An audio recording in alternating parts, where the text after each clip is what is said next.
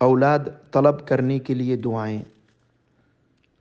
رب هب لی من لدنک ذریۃ طیبہ انک سمیع الدعاء، سورہ آل عمران آیت نمبر 37۔ اے میرے پروردگار، مجھے اپنے پاس سے پاکیزہ اولاد عطا فرما، بے شک تو دعا کا سننے والا ہے۔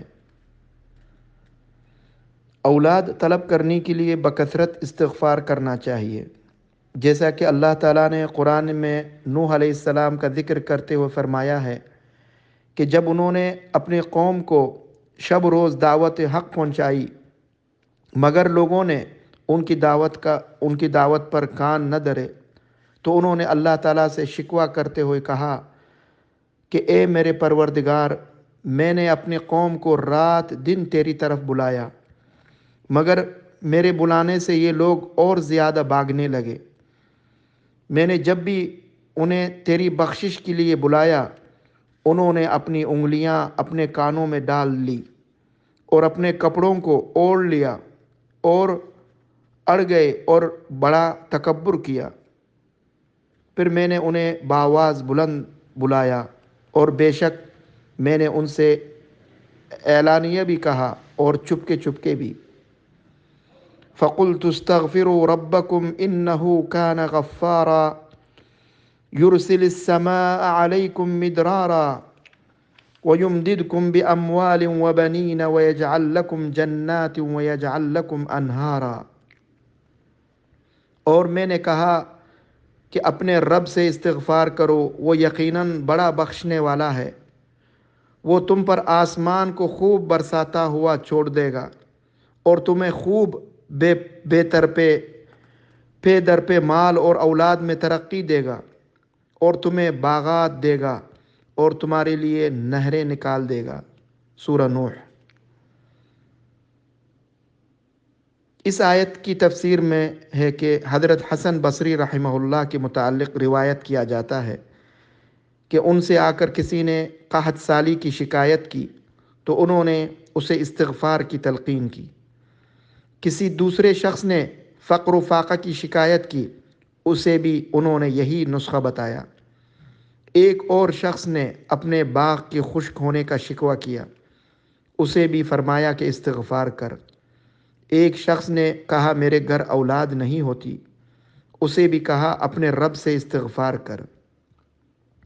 کسی نے جب ان سے کہا کہ آپ نے استغفار ہی کی تلقین کیوں کی، تو آپ رحمہ اللہ نے یہی آیت تلاوت کر کے فرمایا کہ میں نے اپنے پاس سے یہ بات نہیں کی، یہ تو وہ نسخہ ہے جو ان سب باتوں کے لیے اللہ تعالیٰ نے خود بتایا ہے۔ معلوم ہوا کہ اولاد طلب کرنے کے لیے اللہ تعالیٰ نے جو نسخہ بتایا ہے وہ ہے استغفار۔ اس لیے بہت زیادہ استغفار کرنے کی کوشش کرنی چاہیے۔ استغفار کرنے کے لیے ایک دعا تو وہ ہے جسے سید الاستغفار کہا جاتا ہے۔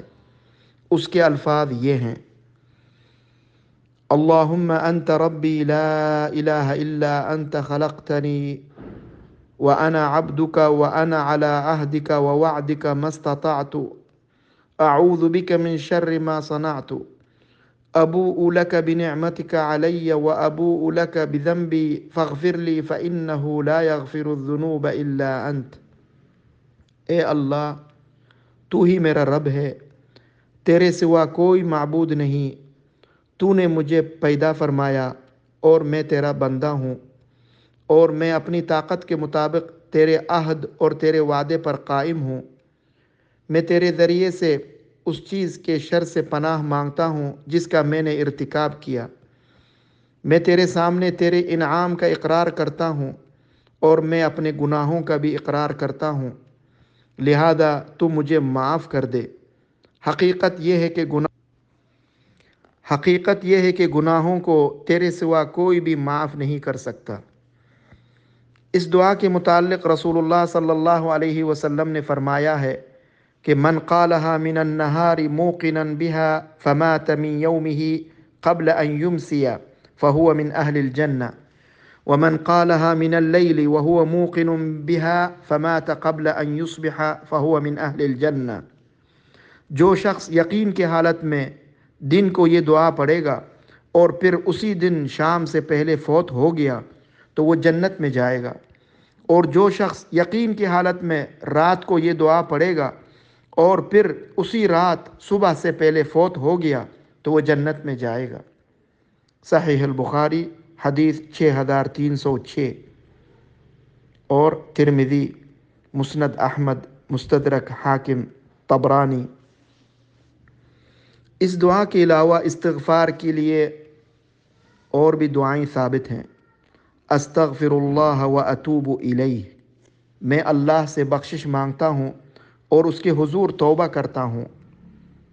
سلسلۃ الصحیحہ حدیث صحیح، اور صحیح بخاری حدیث 6307، اور صحیح مسلم 2702، ترمذی، ابن حبان فی صحیح۔ استغفر اللہ الذی لا الہ الا هو الحی القیوم واتوب الیہ، میں اللہ سے بخشش مانگتا ہوں جس کے علاوہ کوئی معبود برحق نہیں، وہ زندہ ہے، قائم رکھنے والا ہے، اور میں اس کے حضور توبہ کرتا ہوں۔ صحیح ابو داود حدیث 1517، صحیح الترغیب والترہیب 1622۔